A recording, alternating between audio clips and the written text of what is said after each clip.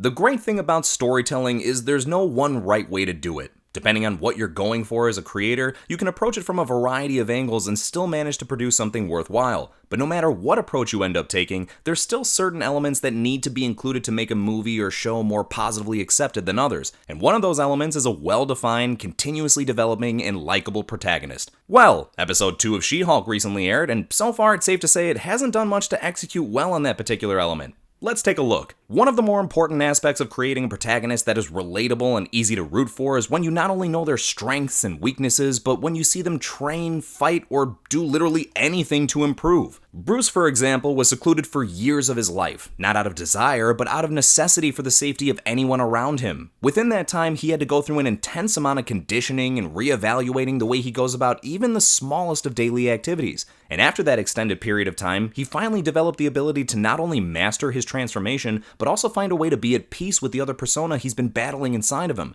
Because of all that, you're able to appreciate what he's gone through, feel for him as a character, and feel it makes that much more sense when you see him accomplish anything he does as a hero. Then there's Jen. With no clarification on how and no struggle ever being presented, she seemingly has mastered the entirety of being a Hulk, specifically transforming from form to form, which is something I imagine would have been inevitable, but they're really proving they have no issue with jumping from A to Z here and expecting the audience to forget there's 24 other letters in between. This especially comes into play surrounding one of the main plot points of the episode. Not long into this entry, Jen is fired from her job and is left down in the dumps for about 5 whole minutes before being offered a new position to run her own division. But there's just one caveat, you see. Jen was only hired because she's She-Hulk, and if she wants to work there, then she has no choice but to stay in Hulk form whenever in the office or court. Wow, how obnoxiously convenient that you have no problem whatsoever controlling your ability to do that, unlike some others who may or may not have been indefinitely stuck that way against their will. What's funny is the show attempts to present this as if it's something we should feel sorry for.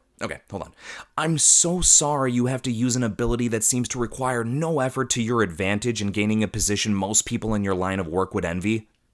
Does that work? I also find it hilarious that they take the time to acknowledge her suit ripping in the first episode, and yet I guess she now has multiple suits with her at all times? When told on the spot to transform to her Hulk form on multiple occasions in the episode, she's able to do so without having to rip any clothes or being shown having to inconveniently find some others. Wouldn't that make for a more organically comedic scenario? Have her remember Bruce telling her that spandex would be her best friend, and show her regret for not taking that advice, only to have to run to a store and buy some real quick. But no, let's just have all her clothes magically increase and decrease in size as needed when needed. I mean shit, there's even a moment when she's in the bar before she gets fired where her former boss asks her to go from She-Hulk to Jen, and she reverts to human form right in front of him and sure as hell doesn't end up in a laughably oversized costume afterwards. Once again, there's no improvement or evolution ever shown here, which makes it increasingly tough to respect her abilities and use of them. Another ability she uses that I'm a bit lost on is her fourth wall breaking. Can people hear her when she's doing that? Is it a case-by-case scenario? The moment she does so in the first episode, Bruce clearly reacts to what she said. But in the second episode, she gives a mini monologue to the audience in the midst of a crowded law firm and no one reacts to her. Now, I have no problem with her breaking the fourth wall. I love it when characters do that in moderation for comedic purposes. But there also has to be some logic provided to understand the context surrounding that. Like when Deadpool does it, we know other characters can hear him, and he only seems to use it in ways to provide additional or humorous insight into his circumstances. An additional struggle the writers have presented themselves with is not making Jen the most personable character. She tends to come off as cocky, dismissive, and a general all-around know-it-all. Like when she's breaking the fourth wall as just mentioned on her first day at the new office, when walking by a room of elderly males, she remarks that, "These dodos never had to deal with this on their first day at work." How could you possibly know that? And even if you're right, so what? Does that inherently mean you have it harder than they did? How could they have had their first day go like yours? None of them are Hulks. Just in general, what's the purpose of being so judgmental, especially towards any and every male character? I'm not kidding. This show has been more successful in showcasing its dislike towards men so far than it has in creating a well-rounded lead hero. And if they put half that effort into the rest of the show, this video would probably be sounding much different right now. Just about every single male has been portrayed as an idiot, pretentious, condescending, conceited, or unashamedly an asshole. And what makes it worse is it's done with no creative purpose. They're all just bad because they're men and they should be apologizing for their existence. Like the douchebag at the bar who drops the line, "There's a hot chick over there, I'm gonna go talk to it." It.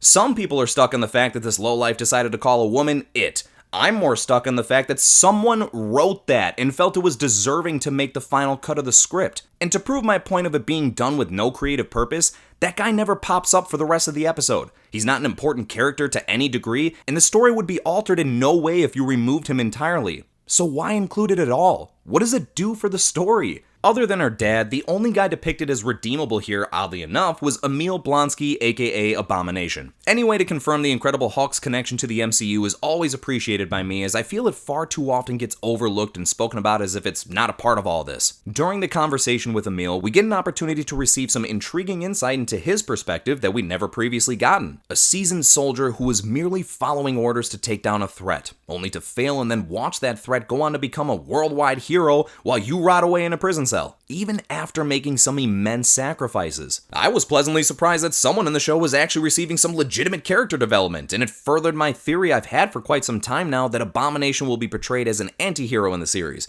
most likely aiding Jen at some point so long as it's also for his own personal gain. And speaking of connections and references to the Incredible Hulk, they finally acknowledged the recast of Edward Norton to Mark Ruffalo by throwing in a comment about it being so long since his encounter with Abomination that Bruce is literally a different person now, which I found to be a nice little nod. But oh, how intriguingly confusing it was that during that conversation, we see Bruce on the same spaceship from the previous episode. Hey, remember that spaceship that made us crash and almost die? Yeah, well, with zero explanation as to what the deal is here, I'm gonna leave you alone after claiming I'll be there for you whenever without telling you what I'm doing or where I'm going. Alright, see you later, maybe. Stellar writing there, everyone. Don't worry, I'm sure the audience will just be wowed that Hulk is in space and forget to question anything. I know I've titled this video How to Not Portray a Protagonist, but I could have just as fairly titled it How to Not Start a Show. If the series continues in this direction, then I'm truly concerned to think of this character being one of the main components of the new Avengers lineup moving forward. If I can only manage to cherry pick one or two semi-decent pieces from the story so far, remaining hopeful it will get better becomes an increasingly more difficult task. And though it wouldn't be fair to pass judgment on the whole project quite yet, the first two entries aren't proving to be up to par with what they deservedly could and should be. Okay, thanks for hearing me out. Hope that was worth your time, and if it was, then go ahead and smack that like and subscribe button. Pretty sure there's a notification bell somewhere around there too, and then just go and let all your relatives and loved ones know about this. That'd be like the absolute coolest thing you could ever do. So, thanks in advance for being cool. Okay, bye.